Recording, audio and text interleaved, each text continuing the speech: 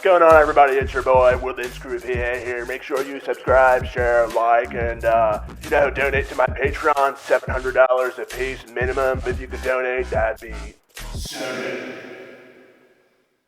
For real. Today, well, the past like 5 days, I've been doing these front lower control arms on this car. And they've been a real pain in the ass. The passenger side is about done. I just noticed while doing the driver's side that some of the stuff is a little loose. I can hear it rattling. So I had to take it apart again and tighten it up, which is annoying, but it is what it is. This side here, I got a little bit more creative with, and it's not as big of a deal, but it's still a pain in the ass. Let me show you what's going on. So just because of my lighting situation, I'm going to try my best to show you here. So the front lower control arm is this whole... It's like an L shape, kind of. Not really. Let's say, I guess I should say a V shape, sort of. So it mounts here, then it goes all the way over here, mounts to the ball joint that's attached to your hub, and then it mounts right here, underneath on the frame. So, well, not on the frame, but, well, I guess on the frame. I don't know. I'm dumb. Anyway, it goes all the way around here, mounts to the ball joint, so it's this whole chunk of shit right here. The other side, I'm just going to explain how I did the other side. Brakes and rotors have to be done, so I pulled those off. The studs on the passenger side broke, so at that point, they come out of your hub, that's what you mount your wheel to. At that point, I just decided to order studs for the whole car, so I ordered 20 to do the whole thing. So that side was done. This side I just popped out with a mallet, and I used an extension so I could put it directly onto the stud. Let's see if I could show you. Here's an old stud. They go through right here like this, and they mount up. Obviously this is loose, but when they're in there, they're really in there.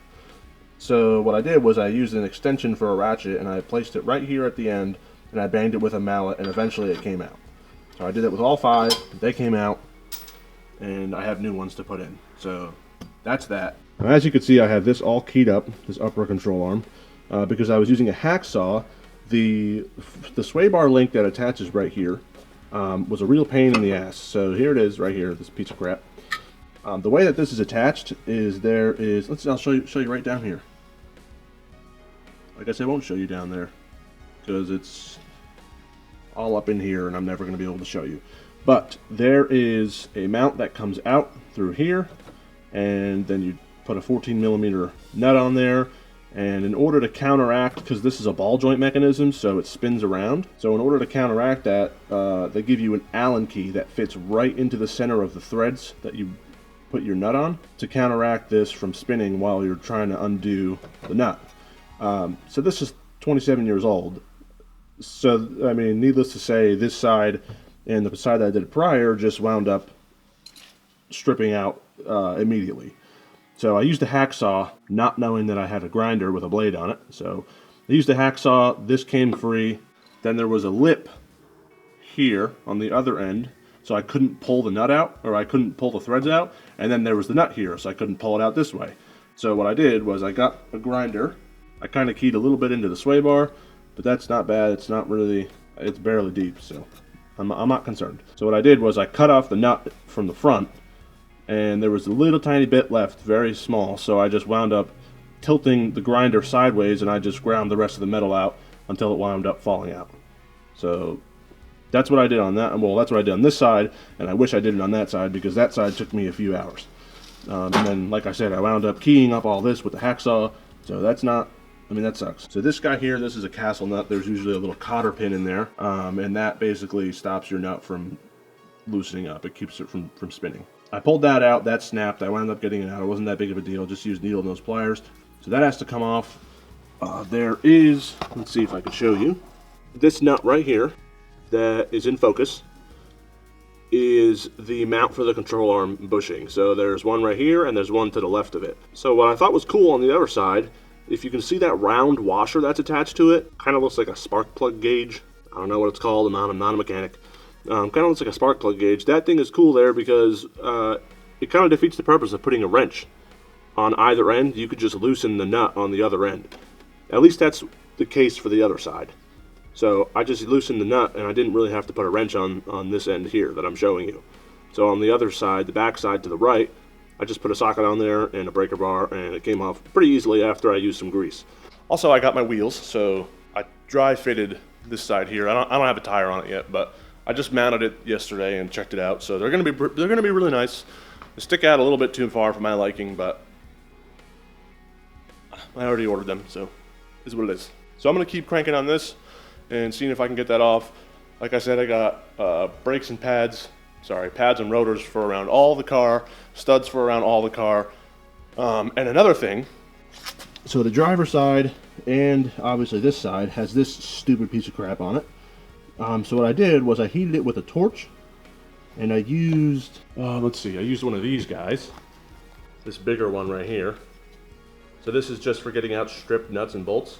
It has like a reverse thread teeth on it. So essentially what happens is while you're loosening it, the actual socket here is actually tightening onto the bolt or nut, whatever that you're loosening.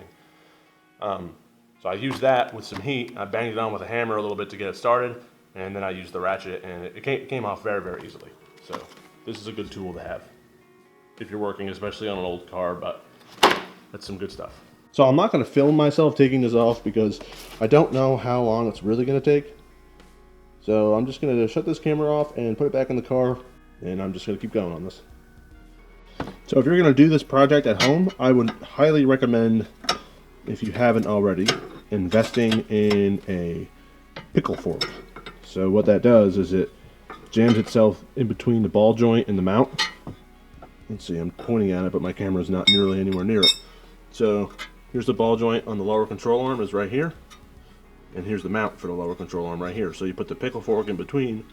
It looks like a U shape, so you put the pickle fork in between, you smash it with a hammer pretty aggressively, and it will eventually wind up separating. So that's what I would do. Just a piece of advice. Okay, so it's been a few days since I was working on this car. Again, I keep going back and forth to work. Obviously now we're all aware that this virus has really done a number on everything. People are losing their jobs. Luckily, as of today, I still have a job on Monday, so this is Saturday. So as of today, I still have a job on Monday, which is great. I mean, I can't really go anywhere or anything. I mean, not for fun anyway. But let me show you what happened on this and why I can't make any progress. This front, okay, so the front driver and passenger lower control arm down here has all been put together. The shocks are put back together. There's new sway bar links here you can't see because the lighting is absolutely horrendous. But everything is all put back together, obviously, except for the rotor. So when I had ordered the rotor, the passenger side was right. Well, I guess it wouldn't have mattered what side, but the first side I did had the right rotor. When I finished this side, I went to put the rotor on, and it was a totally different size. The center hole was like as big as the entire hub.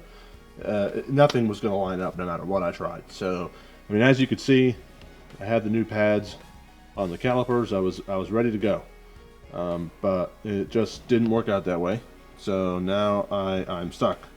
So I ordered a rotor that was supposed to be here tomorrow from Amazon, but I'm assuming, but just based on all the shit that's happening, I'm assuming that that's not, I mean, it's not going to happen. Well, first off, I got an email saying it's not going to happen, so, but I'm assuming that it's just due to the fact that, like, all the chaos and shit that's going on, I mean, people are probably being stopped everywhere, so I can't get a rotor. It's weird because some of the stuff, I ordered a whole bunch of stuff. I ordered tires, I ordered caliper paint, I ordered valve stems for the new wheels, I ordered another rotor because the other one was wrong, and it's weird, so I got an email saying the rotor can't be delivered, which was supposed to be delivered tomorrow.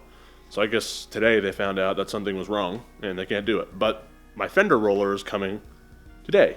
So they're still doing deliveries. I don't know what happened. So somewhere along the way it got stuck. So they're issuing me a refund, and I already ordered another one to come next week.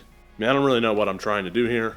If I finish this car, who knows what it's going to be like in a week or so. I don't know. So this is all done. I'm waiting on coils. Well, I'm waiting. They're not coming or anything. I'm waiting to buy them. So I have to do the coils. I have to roll the fenders. But the roller should be here today, like I said. Those are done. So I also got, so this car is a weird color. It's called spruce gray, I don't know, gray spruce metallic or something. I don't know. So it's like a green gray color. So the caliper paint I got is bright yellow, almost like the heat gun. No, not like the heat gun. Kind of like these lights, actually. So I didn't even think about that. Now that I have the yellow lights and the yellow fog lights, I have a yellow caliper, so that might kind of tie together pretty nicely. Like I said, the color of the car was weird. I couldn't really figure out something that was gonna like look right with this green color. So other than that, I'm kind of stuck here. If that rotor doesn't come, I don't think anything is open, so I'm not gonna really be able to get my tires mounted and balanced. I don't know what's gonna happen. I'm gonna just, I mean, I've got some stuff coming, so I'll keep going while I can, I guess. This virus is everyone's out of a job. I mean, grocery stores are scarce. Everyone knows the story. Why am I telling you? I guess I'm just gonna take it as it goes. So while I've got nothing better to do, I'll show you the rotor. So this is the rotor that I'm talking about that's wrong. So I mean, this is just never gonna. This will just never line up. It would never work. Also, another thing, when I was doing these control arms, something that tends to happen. Man, I can't really show you. There we go. So this mount right here on the old one was seized. So the bushing fuses with the mount, and then you can't get the nut out. Out of all four, so there's two on the front, there's two on this side and two on the other side. So out of all four, this was the only one that was seized. So what I did was I heated it up with just a standard propane blowtorch. I didn't melt all of it, but I melted most of it out. And then I took a hammer and I nailed the nut, or I nailed the bolt out while it was hot, and it came out. But my dumbass ruined the threads on the nut, or on the bolt, and I had a hard time getting the nut back on, but it worked. I just wouldn't suggest doing that. Maybe put an old nut over it if you have to do that, just so that you can bang it out without ruining the hardware. So I guess that's it for now. I don't know what I'm going to do, but I guess just be careful and don't be dumb. I don't know what else to say.